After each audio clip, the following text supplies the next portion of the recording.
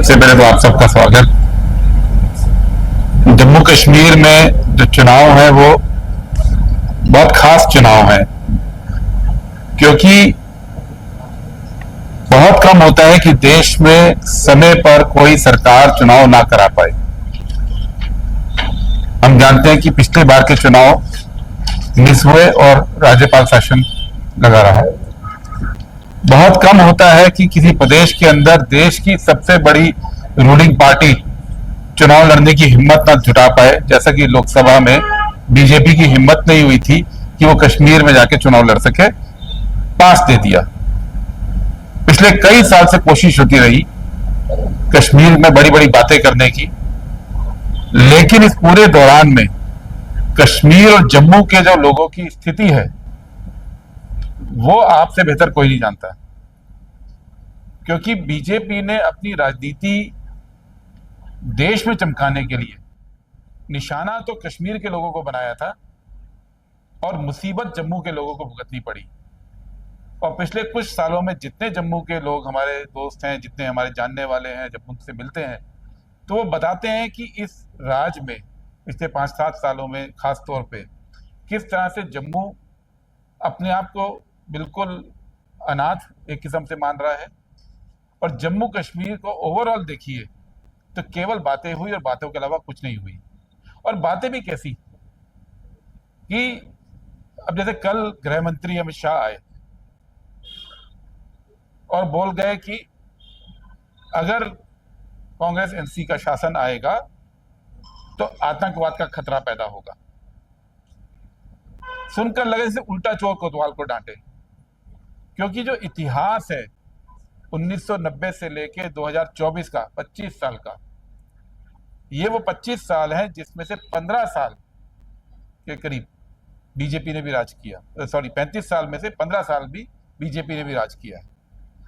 इस दौरान जब जब भारतीय जनता पार्टी किसी न किसी रूप में केंद्र में या तो सहयोगी दल रही या रूलिंग पार्टी रही, तो हमेशा आतंकवाद बढ़ा है, कम नहीं हुआ है।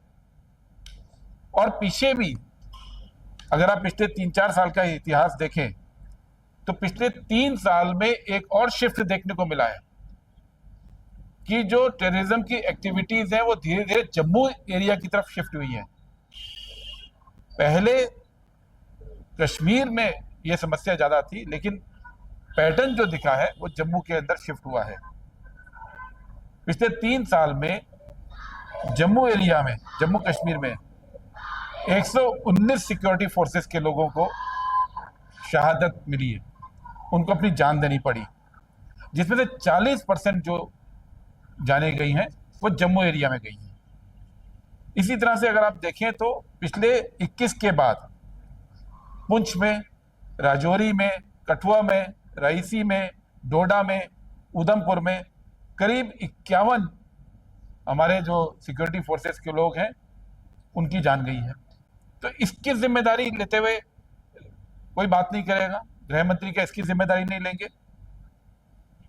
लगातार जब से ये लोग आए, चाहे पठानकोट में आईएसआई को बुलाना हो, चाहे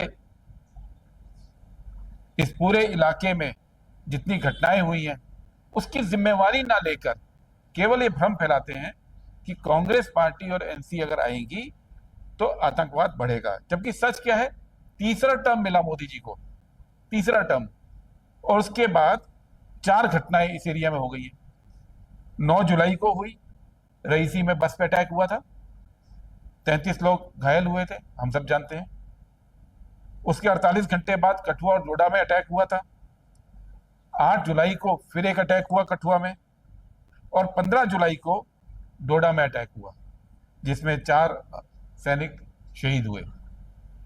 तो ये जो स्थिति है इसको भूलते हुए बीजेपी ये भ्रम पैदा करना चाहती है कि उनके राज में टेररिज्म कम हुआ और कांग्रेस के राज में ज्यादा हुआ। जबकि सच क्या है, टेररिज्म का जो असली दौर इस जम्मू कश्मीर राज्य में जब तेज हुआ, घटनाएं तो शुरू से चलती आई, जो तेज हुआ वो 1989 की घटना के बाद हुआ, रूबिया शहीद की घटना के बाद हुआ। और उसमें केंद्र में कौन राज कर रहा था? बीजेपी के समर्थन से वीपी सिंह की सरकार थी। फारूक अब्दुल्ला मना करते रहे, मत छोड़ो आतंकवादियों को। बीजेपी के दबाव में वीपी सिंह की सरकार ने उस समय आतंकवादियों को छोड़ा, और उसके बाद जो पूरी घटनाक्रम घटा इस कश्मीर और जम्मू के अंदर, उसमें 90 के फरवरी से पलायन शुरू हुआ।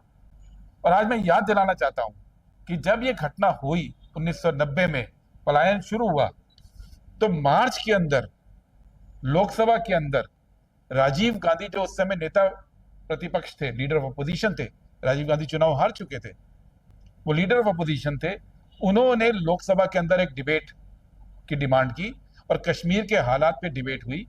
और राजीव जी ने यह बोला कि कश्मीर के हालात बिगड़ रहे हैं और यहां पे सेना या बीएसएफ लगाएं। और किस पार्टी ने इसके विरोध किया था? आज अमित शाह जी पुरानी फाइलें नहीं खोलते हैं। किस पार्टी ने विरोध किया था? भारतीय जनता पार्टी ने विरोध किया था। उनके नेता जसवंत सिंह ने लोकसभा में खड़े होकर बोला कि ये लो ग्रेड टेररिज्म है। मैं एग्जैक्ट शब्द यूज कर रहा हूं, low intensity low grade terrorism है, इसलिए कश्मीर में ना तो सेना लगानी चाहिए ना बीएसएफ लगानी चाहिए। ये बीजेपी का स्टैंड था। और उसके बाद अप्रैल 1990 में जब भारतीय जनता पार्टी की राष्ट्रीय कार्यकारिणी की मीटिंग होती है, उसमें प्रस्ताव पारित होता है, उसमें कश्मीर का जिक्र नहीं करते। आडवाणी जी अध्यक्ष थे। भारतीय जनता पार्टी फरवरी में पलायन होना शुरू होता है। इनके अपने गवर्नर जगमोहन, जो बाद में वाजपेयी सरकार में मंत्री भी बनते हैं, वो गवर्नर होते हैं, उनके वक्त में पलायन शुरू होता है। और भारतीय जनता पार्टी उसके 2 महीने बाद अपनी राष्ट्रीय कार्यकारिणी में इस पर डिस्कशन भी नहीं करती। भारतीय जनता पार्टी अपनी राष्ट्रीय कार्यकारिणी के प्रस्ताव में इसका जिक्र भी नहीं करती, क्योंकि कश्मीर उनके लिए उस वक्त भी कभी इंपॉर्टेंट नहीं था। और वो लगातार केवल इस उसमें रहते थे कि किसी तरह से हिंदू मुस्लिम मुद्दा बन जाए और देश में उनकी राजनीति चमके। यही नहीं, 1999 में IC 814 की बात हम सब जानते हैं। कौन था सरकार के अंदर? बीजेपी की सरकार थी। दुर्दांत आतंकवादियों को छोड़ा गया था।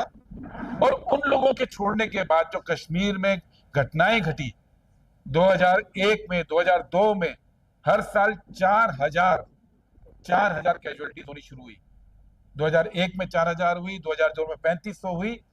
2004 में जब कांग्रेस पार्टी की सरकार डॉक्टर मनमोहन सिंह की बनी, यूपीए की सरकार, तो उस वक्त 2000 कैजुअलिटी कश्मीर में होती थी।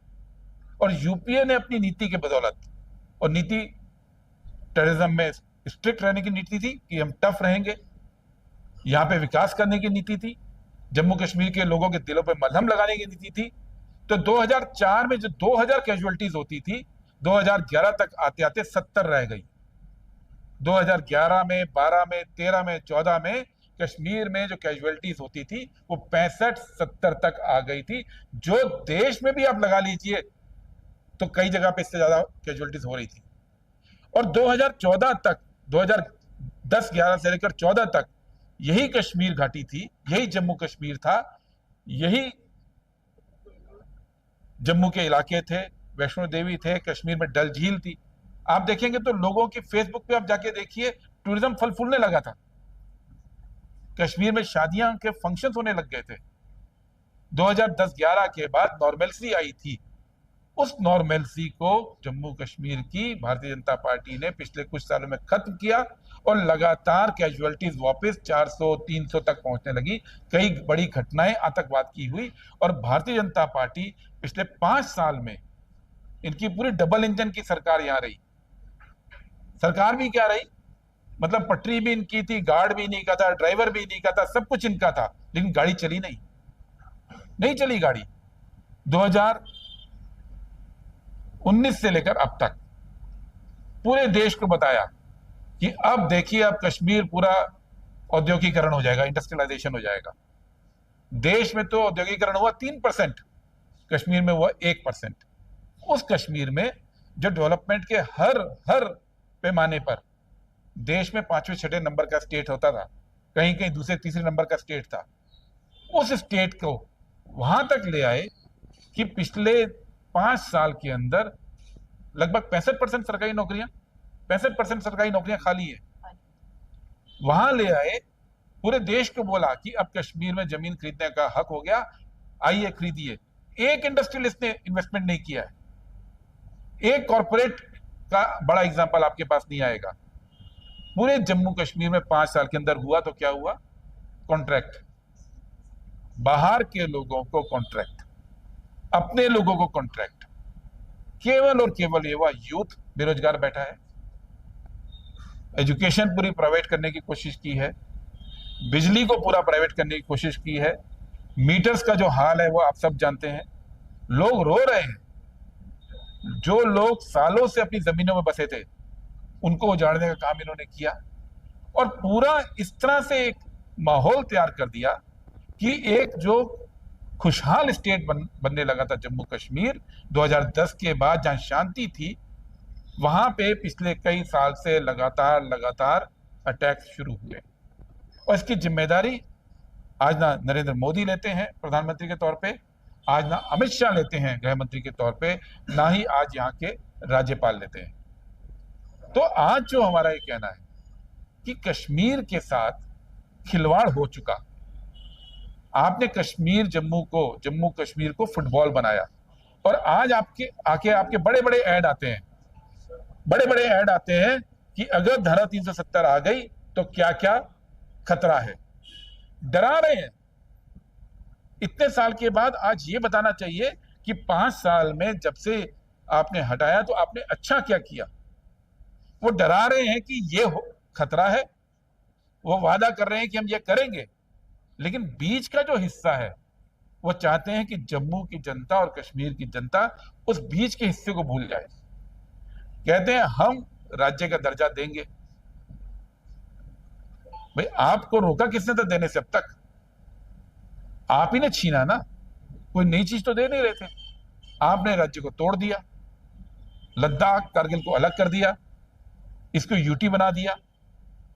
और आज आप किसको कह रहे हैं? और कहने की बात क्या है? सिर्फ कहते हैं। आप सबने सुना होगा प्रधानमंत्री जी के भाषण, नोटबंदी हो जाएगी तो काला धन खत्म हो जाएगा। सिर्फ कहा, हुआ नहीं। मैं पीएम बन जाऊंगा तो 2 करोड़ नौकरी आएगी, कहा, हुआ नहीं। मैं पीएम बन जाऊंगा तो काला धन भारत में ले आऊंगा, कहा, हुआ नहीं। पीएम बन जाऊंगा तो टेररिज्म खत्म हो जाएगा, कहा, हुआ नहीं। पीएम बन जाऊंगा तो अब ये कह रहे हैं कि सीएम बना दो तो जम्मू कश्मीर को फिर से राज्य का दर्जा दे दूंगा। आपको किसी ने रोका नहीं था, आपने एक स्टेट को तोड़ दिया और इस तरह से तोड़ा कि 5 साल से सुप्रीम कोर्ट में पिटीशन पेंडिंग है, उसकी सुनवाई नहीं हो रही है। सुप्रीम कोर्ट में लोग उसकी सुनवाई नहीं हो रही है। 5 साल हो गए, अब तो 5.25 साल हो गए इस बात को। तो सवाल यह है कि ये जो राष्ट्रीय राजनीति में विभाजन पैदा करने के लिए कश्मीर और जम्मू की जनता को जो फुटबॉल बनाया भारतीय जनता पार्टी ने, जिसको आज जम्मू की जनता भी पूरी समझ रही है। आज आप जम्मू के किसी इलाके में जाइए, मुझसे लोग कह रहे थे आज कि आज बीजेपी वालों का बहुत प्रचार घर घर में चल रहा है, बहुत लोग जा रहे हैं। तो जब मैं लोगों से बोला तो बोला ये जितना हमारे घर में आएंगे उतना इनके कुकर्म याद आएंगे, उतना इनका करप्शन हमें याद आ रहा है, उतना इन्होंने जो काम नहीं किया वो याद आ रहा है। तो भारतीय जनता पार्टी के लिए हमारा ये कहना है कि जम्मू कश्मीर की जनता से आप बहुत खेल लिए और जम्मू कश्मीर की जनता से हमारी अपील है कि राहुल गांधी के नेतृत्व में एक बार फिर से जम्मू में ये मैसेज दिया है उन्होंने, चलकर वो गए, उनको हमने भी रोका था कि आप कश्मीर की सड़क पे ऐसे मत चलिए, खतरा है। उनको रोका कि खतरा सड़क पे भी हो सकता है, खतरा सीमा पार से भी मोटर अटैक का हो सकता है, लेकिन वो नहीं माने। मैं गवाह हूं उस समय जब आपके सिक्योरिटी के जो टॉप ऑफिसर्स हैं वो राहुल जी को समझा रहे थे, उन्हें बोला नहीं मुझे सड़क पर चलना है, जम्मू की जनता के लिए, कश्मीर की जनता के लिए चलना है। तो पुलिस ऑफिसर्स ने उनको आके फिर समझाया कि आप चलिए, लेकिन किसी को गले मत लगाइए जैसे आप पूरे देश में लगाते आ रहे हैं कि पता नहीं कपड़ों में क्या छुपाओ। तो मुझे बोले वहां पे, बोले ठीक है, मान ली बात। और वो चलना शुरू हुए और 5-6 मिनट बाद ही एक आदमी खड़ा था जाके गले। उसके बाद थोड़ी देर बाद जो सड़क पे दिख रहा था, जो उनके पास आना चाहता था, गले लगा रहे थे। रिस्क ले रहे थे, अपनी जान हथेली पे लेके चल रहे थे। क्यों चल रहे थे? इसलिए चल रहे थे कि जो ये जम्मू कश्मीर के साथ इतना जुल्म हुआ है, पुराने सालों में हुआ है, पिछले 5 सालों में हुआ है, उसमें वो ये संदेश दे रहे थे कि जम्मू की और कश्मीर की जनता बाकी देश से अलग नहीं है। राहुल गांधी ये संदेश लेके चल रहे थे कि चाहे कोई भी खतरा हो, कोई भी जोखिम उठाना पड़े, लेकिन जम्मू में और कश्मीर के लोगों को मैं ये संदेश देना चाह रहा हूं कि आप हमारे हैं, आप भारत के हैं, आप हिंदुस्तान के हैं। भारत जोड़ो यात्रा को वहां पे इसलिए खत्म किया था कि ये भारत बिना जम्मू कश्मीर के जुड़ ही नहीं सकता।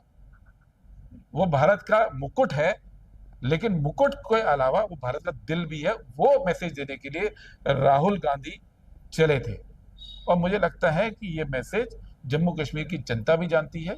ये मैसेज यहाँ के जो प्रबुद्ध लोग हैं उनके दिलों में उतरा है, और इसलिए आज आपके मार्फत हम ये उनसे अपील भी कर रहे हैं कि आने वाले दिनों में अगर शान से सिर उठा के चलना है, शान से, कि ये देश का एक विकसित राज्य पहले भी था, यहाँ पे अच्छे मेडिकल कॉलेज पहले भी थे, यहाँ पे इंजीनियरिंग कॉलेज पहले भी थे, यहाँ पे विकास पहले भी था, डेवलपमेंट इंडेक्स में ये राज्य इंडिया के टॉप राज्यों में से था, पर कैपिटा इनकम के मामले में इंडिया के टॉप राज्यों में से था। ये संदेश जम्मू कश्मीर से जाना चाहिए, देश के अंदर ही जाना चाहिए, और इस संदेश को लेकर कांग्रेस पार्टी चुनाव लड़ रही है। जी, सवाल आप कुछ भी पूछ सकते हैं, मैनिफेस्टो पे बोलना है तो बोल दूंगा।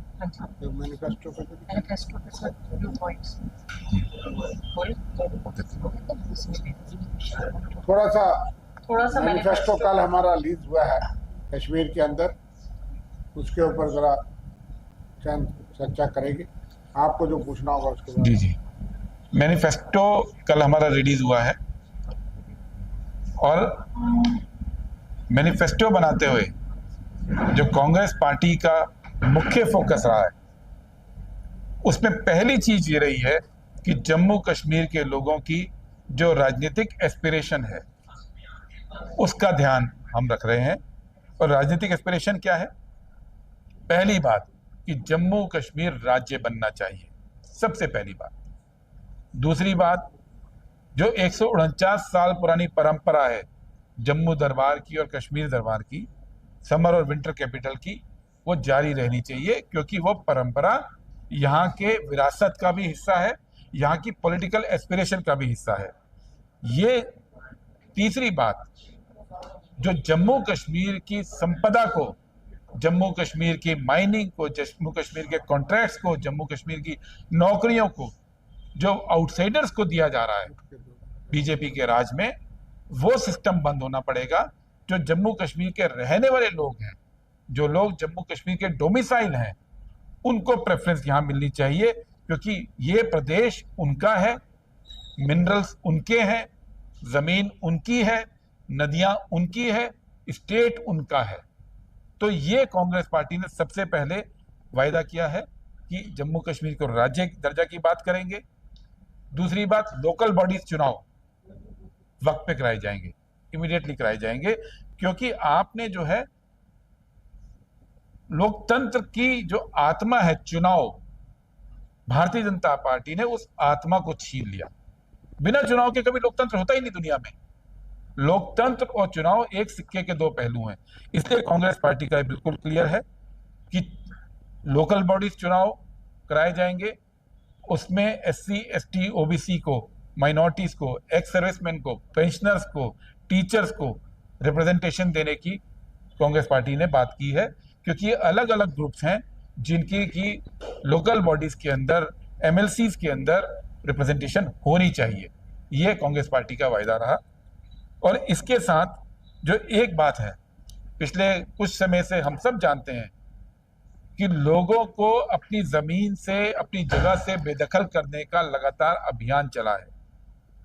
खास तौर पर जो लैंडलेस लोग हैं, जो किसान हैं, जो छोटे किसान हैं, उनको बेदखल करने के कांग्रेस खिलाफ है। अगर किसी विकास के लिए कोई जगह चाहिए तो उसके लिए भरपूर कॉम्पनसेशन होना चाहिए, जो देश में और जगह पे मिलता है। मुझे मालूम नहीं यहाँ पे कितना लोगों को उसका होगा, लेकिन अगर आपकी जमीन है तो 4-4, 5-5 गुना सरकार से कॉम्पनसेशन मिलता है। उस बात को कांग्रेस पार्टी जम्मू कश्मीर में लागू करने का अपने मैनिफेस्टो में वायदा कर रही है। इसी तरह से जो लोग जम्मू कश्मीर छोड़कर गए, उनको रिहेबिलिटेट करने के लिए लगातार बात हो रही है। और अभी मैं बीजेपी की स्टेटमेंट सुनता हूं कि प्रधानमंत्री मोदी ने उनके लिए बहुत काम किया। काम क्या किया? डॉक्टर मनमोहन सिंह की सरकार ने 2 बार पैकेज दिया, 2008 में और 13 में 2 बार पैकेज दिया। और कांग्रेस की जब गवर्नमेंट थी तो रिहेबिलिटेशन सेंटर्स बने, कॉलोनी बननी शुरू हुई। आज 2024 में वहीं के वहीं काम अटका हुआ है। मोदी सरकार ने फिर कोई काम नहीं किया। मनमोहन सिंह जी की सरकार थी, 3000 पोस्ट क्रिएट हुई थी, जिसमें से 1 साल के अंदर 1963 पोस्ट भर दी गई थी। जो पलायन किए परिवार थे उनको 1963 पोस्ट दे दी गई थी। और मोदी सरकार ने पिछले 10 साल के अंदर इसको इग्नोर करके रखा। अब पिछले कुछ महीनों पर उस पर भर्ती शुरू की है। जो 3000 पोस्टें इन्होंने बनाई, 3000 डॉक्टर मनमोहन सिंह की सरकार ने बनाई थी, 3000 मोदी सरकार ने। लेकिन जो इनकी पोस्टें एक तो खाली रही, चलो खाली रही वो अलग बात है। जो लोग वहां आके बसे या जो परिवार वहां बसे हुए थे, जब उनके ऊपर अटैक्स हुए और उन्होंने सरकार से मदद मांगी, तो उनको यह कह दिया गया कि आपको छुट्टी भी नहीं मिलेगी, आपको मदद भी नहीं मिलेगी, आपको वहीं उसी इलाके में जाके नौकरी करनी है, खतरा उठाना है। और उस खतरे से बचाने के लिए इस सरकार ने कोई काम नहीं किया। और ये कहते हैं हमने कॉम्पनसेशन दे दिया उनके लिए 3650 रुपए, 3650 रुपया किया विस्थापितों के लिए कॉम्पनसेशन पर व्यक्ति, मैक्सिमम 13000 रुपए पर साल पर फैमिली 2016 में। आज क्या चल रहा है? 9 साल हो गए। और 13000 किया किससे था? यूपीए की सरकार, डॉक्टर मनमोहन सिंह की सरकार में 10,000 रुपए होता था, उसको 3000 रुपए बढ़ा दिया और उसको अपनी उपलब्धि गिराते हैं। और 9 साल भूल गए उन सबको और बातें करते हैं इतनी बड़ी बड़ी। यही वजह है कि पिछले 10 साल के अंदर आपको कोई इंस्टेंस नहीं मिल रहे हैं कि वापस जो पलायन किए थे, जो विस्थापित हुए थे कश्मीरी पंडित परिवार, वो वापस जाके नहीं बस रहे। ये जो कांग्रेस पार्टी का वायदा है कि जो डॉक्टर मनमोहन सिंह की पॉलिसी थी, डिस्प्लेस्ड लोगों के लिए जो पैकेज था, उसको हम पूरी तरह से लागू करेंगे, जैसा कि उन सालों में लागू करके दिखाया था। जैसा कि राहुल जी खुद गए थे श्रीनगर, आपको याद होगा 2012 के अंदर राहुल गांधी देश के टॉप कॉर्पोरेट्स को लेकर श्रीनगर यूनिवर्सिटी में कश्मीर में गए थे, छात्रों से बात की थी, लोगों से बात की थी कि इन्वेस्टमेंट आए। वो प्रक्रिया पूरी तरह से बीजेपी ने खत्म कर दी। उस प्रक्रिया को दोबारा शुरू करेंगे। इसके बाद एक जो यहां पे सबसे बड़ा इशू है वो है बेरोजगारी का। कश्मीर में बेरोजगारी की समस्या देश में सबसे कम होती थी, ये बात फैक्ट है। आज देश में दूसरी सबसे ज्यादा बेरोजगारी कश्मीर में हो गई है। दूसरी सबसे ज्यादा बेरोजगारी, सेकंड नंबर पे कश्मीर है। वैकेंसीज खाली पड़ी है 65%। तो कांग्रेस पार्टी ने अपने मैनिफेस्टो में क्लियर कट वायदा किया है कि हम लोग आएंगे तो 1 लाख सरकारी वैकेंसी को तुरंत भरेंगे। उसके लिए एक जॉब कैलेंडर इशू होगा। जॉब कैलेंडर में डेट होगी कि किस तारीख को एड निकलेगा, किस तारीख को एग्जाम होगा और किस तारीख को अपॉइंटमेंट लेटर मिलेगा। और ये हम पहली बार नहीं कर रहे हैं, ये सेम जॉब कैलेंडर कांग्रेस ने तेलंगाना में निकाला था। और तेलंगाना में कांग्रेस पार्टी की सरकार बनने के 4 महीने के अंदर 4 महीने में 30,000 लोगों को नौकरी सरकारी दे दी गई, अखबार में कैलेंडर पब्लिश करके। बीजेपी की तरह नहीं, जो देश में भी क्या करते हैं कि आप नौकरी पहले तो एडवर्टाइज नहीं करते, और एडवर्टाइज करते हैं तो एग्जाम नहीं लेते, और एग्जाम लेते हैं तो 3-3 साल तक रिजल्ट नहीं निकालते। इसलिए जॉब कैलेंडर की बात कांग्रेस पार्टी ने की है। और जब तक नौकरी नहीं लग रही है, 1 लाख तो नौकरी भरने का वायदा है, जब तक नहीं लग रही है तब तक जो यूथ है अनएम्प्लॉयड यूथ को उसको हर महीने 3,500 रुपए का अलाउंस कांग्रेस पार्टी की सरकार देगी। ये कांग्रेस पार्टी का हमारा वायदा है। इसके अलावा जो बॉर्डर के जिले हैं वहां पे डायरेक्ट रिक्रूटमेंट की बात कर रहे हैं, जो मुश्किल एरियाज हैं वहां पे डायरेक्ट उसकी बात कर रहे हैं, और जो 30% कॉन्ट्रैक्ट्स हैं वो लोकल पॉपुलेशन को, लोकल यूथ को देने का हमारा इरादा है, क्योंकि लोकल यूथ को उस इकोनॉमी में जोड़ना है। और जो सबसे एक इंपॉर्टेंट चीज है जम्मू कश्मीर के लोगों के लिए, कि जो पासपोर्ट वेरिफिकेशन, जिसकी वजह से बहुत सारा यूथ बाहर जो नौकरी पाता है वो समय पे जा नहीं पाता है, उसको जो दिक्कतें होती हैं, उस प्रोसेस को सिंप्लीफाई करने का कांग्रेस का इस मैनिफेस्टो में हमारा वायदा है। महिलाओं के लिए हमारे राष्ट्रीय अध्यक्ष भी आए थे, उन्होंने भी अनाउंस किया था कि जो महिला सम्मान हमारी स्कीम है उसमें 3,000 रुपये महीना, जो महिला हेड होगी फैमिली की, जो भी फैमिली में सबसे बड़ी महिला होगी उसको 3,000 रुपये महीना देने का हमारा वायदा है। और साथ ही साथ सेल्फ हेल्प ग्रुप बनाने के लिए जो सखी शक्ति नाम से हम लोग 5 लाख रुपए का वहां पे लोन जो है वो महिलाओं को देने की बात कर रहे हैं। Anganwadi worker, mid day worker एक बहुत बड़ी फोर्स है, जिसकी वजह से जो गांव के अंदर एक पूरा सिस्टम चल रहा है, तो उनकी जो ऑनरेरियम है, उनको जो मेहनताना मिलता है, उसको दुगना करने का कांग्रेस पार्टी का अपनी मैनिफेस्टो में ऐलान है कि जो आंगनवाड़ी वर्कर्स हैं, एएनएम वर्कर्स हैं, उनको दुगना मानदेय मिलना चाहिए। और साथ ही साथ हर पुलिस स्टेशन में एक स्पेशल विमेन सेल की हमारा महिलाओं से वायदा है कि हर उसमें पुलिस स्टेशन में विमेन सेल और हर पंचायत में विमेन क्लब बनाने का कांग्रेस पार्टी ने अपनी मैनिफेस्टो में वायदा किया है। एजुकेशन का जहां तक सवाल है, अब जो एजुकेशन मोदी सरकार ने कर दी है, सिर्फ जम्मू कश्मीर में नहीं पूरे देश में। अभी आजकल नीट का सबने देखा क्या हाल हुआ है, कैसे पेपर लीक होते हैं। और उसके बाद जो पास हुए बच्चे, सरकारी कॉलेज, मेडिकल कॉलेज तो 40% रह गए हैं लगभग, बाकी प्राइवेट हैं। उसमें अगर आपके नीट में 600 नंबर भी आए हैं, 580 नंबर भी आए हैं, टॉप पे आप, तो भी आप एडमिशन नहीं ले सकते, क्योंकि फीस 1.5 करोड़ रुपए हो गई है। इस देश में क्या आम परिवार का बच्चा प्राइवेट मेडिकल कॉलेज में पढ़ सकता है? क्या आम परिवार का बच्चा private medical college, engineering college में जा सकता है? क्या आईआईएम की फीस जो कांग्रेस जब थी तो 2 लाख 3 लाख होती थी, बढ़ के 40-40 लाख रुपए हो गई है, क्या उसमें आम परिवारों के बच्चे जा सकते हैं? तो कांग्रेस का जो हमारा 24 के मैनिफेस्टो में भी था और यहां पे भी है कि जो प्राइवेट शिक्षा पे पूरा जोर मोदी सरकार ने दे दिया है, पूरे देश के अंदर कर दिया है, उसको हमने बदलना है। सुलभ शिक्षा देने की जो है परंपरा, क्योंकि शिक्षा की वजह से यहाँ जितने इस कमरे में लोग बैठे हैं, मैं दावा कर सकता हूं कि एक आध को छोड़ दीजिए, बाकी सभी की तरक्की केवल और केवल इसलिए हुई क्योंकि उनको सस्ती शिक्षा मिली, उन्होंने पढ़ाई की और पढ़ाई करके लाइफ में आगे पहुंच गए। हम सब ऐसे लोग हैं, 1.5 करोड़ रुपए अगर हमारे टाइम में फीस होती तो हम भी नहीं पढ़ सकते थे। और मुझे नहीं मालूम कि मोदी सरकार क्यों नहीं चाहती है कि लोग पढ़ाई करें, आम परिवार का बच्चा पढ़ाई करे, आम परिवार के लोगों में शिक्षा का प्रसार हो, ये क्यों नहीं चाहते हैं। और इसीलिए सरकारी स्कूलों में जहाँ पे इन्होंने पूरे टीचर्स हटा दिए हैं, वहाँ पे हम टीचर्स की भर्ती वापस करने की बात कर रहे हैं। जहाँ सरकारी स्कूल बंद हो गए हैं, शुरू में उनको टेम्परेरी स्कूल शुरू करने की बात है, और फिर उसको प्लानिंग में लाके कैसे करना है, ये हमारा वायदा है।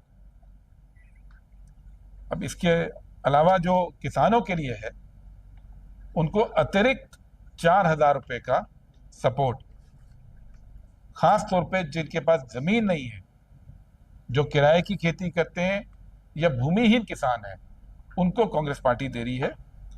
और जो लोगों के पास जमीन नहीं है लेकिन वो उस जमीन पे खेती करते हैं, भूमिहीन काश्तकार जिसको बोलते हैं, लैंडलेस एग्रीकल्चर लेबर, उनको 99 साल की लीज पर जमीन देने का कांग्रेस पार्टी की मैनिफेस्टो में वायदा किया गया है कि उसमें देंगे। और साथ ही अभी सब एमएसपी तो दे नहीं रही है बीजेपी, वायदा कर दिया था जब किसानों का आंदोलन उठाना था, बोले थे हम एमएसपी लाएंगे, लेकिन एक इशू पे हम एमएसपी का वायदा कर रहे हैं कि कांग्रेस पार्टी की सरकार जम्मू और यह खासतौर पर कश्मीर में है, सेब को ऊपर 72 रुपए प्रति किलो की एमएसपी का हमारा वायदा है कि सेब के लिए 72 रुपीज की एमएसपी और सारी क्रॉप के लिए जितनी भी क्रॉप होती है उसके लिए 100% इंश्योरेंस का कांग्रेस पार्टी ने अपनी मैनिफेस्टो में किया है। और साथ ही साथ हर एक जिले में नई टेक्नोलॉजी के लिए 2,500 करोड़ रुपए का एक फंड बनाने की बात कर रहे हैं ताकि उसके अंदर छोटे इरिगेशन प्रोजेक्ट्स हम लोग ला पाएं और इनोवेशन ला पाएं। ये कांग्रेस पार्टी का हमारा वायदा है। और एक जो सबसे बड़ा मुद्दा जम्मू कश्मीर के लोगों को हो रहा है वो है कि मीटर्स का इशू। लोग त्राही त्राही कर रहे हैं स्मार्ट मीटर को लेकर। तो एक पहले बिजली के पैसों को लेकर जो स्टेक होल्डर उनसे बात करके इस प्रॉब्लम को सॉल्व करेंगे, मीटर्स के इशू पर रिव्यू करेंगे, इस मामले को सॉल्व करेंगे। और तीसरी बात, जो ऑफ सीजन में जब बॉर्डर इलाके में होते हैं और उनको शेलिंग की वजह से वहां से जाना पड़ता है लेकिन बिजली का बिल चलता रहता है, या सीजन के अंदर ऑफ सीजन है खेती का, बिजली का बिल चलता रहता है, उस सिस्टम को चेंज करके डायनेमिक चार्जिंग की बात कर रहे हैं ताकि जिस पीरियड में जम्मू कश्मीर के लोग बिजली का इस्तेमाल करें उस पीरियड का बिल उनके पास आए, जिस पीरियड में बिजली इस्तेमाल नहीं होती है उस पीरियड में बिजली का बिल उनको नहीं आए।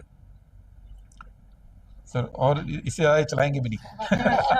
एक दो चीजें मैं ऐड कर दूंगा जस्ट, एक हेल्थ इंश्योरेंस का है। Health insurance 25 lakh.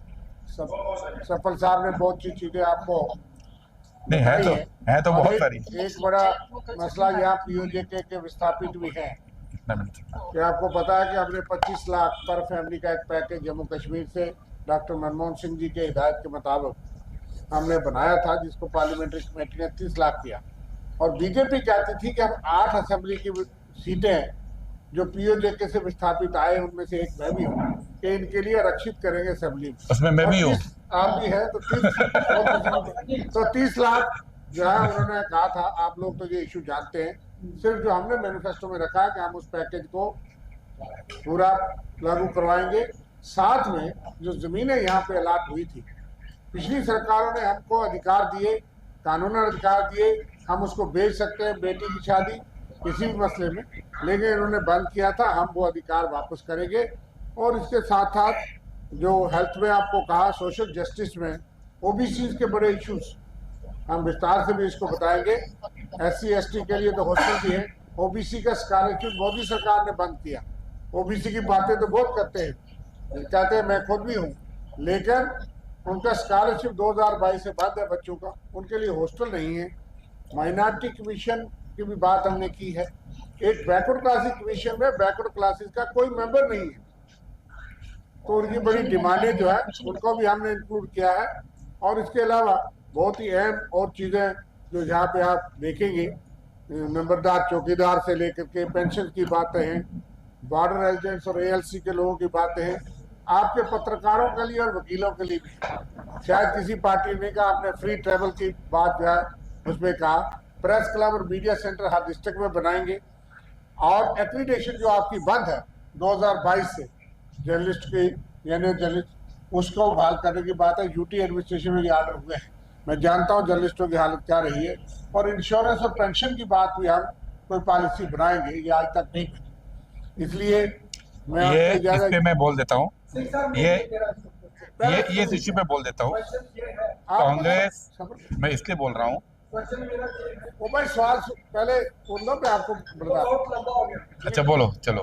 क्वेश्चन ये है कि सिख समुदाय जो लगातार ये एक डिमांड कर रहा है कि जम्मू कश्मीर में जो पंजाबी को लागू किया जाए, वो भी रखिए। दूसरा उनका कहना है कि असेंबली में हमारा रिप्रेजेंटेटिव जो है, हमारा प्रतिनिधि नहीं है।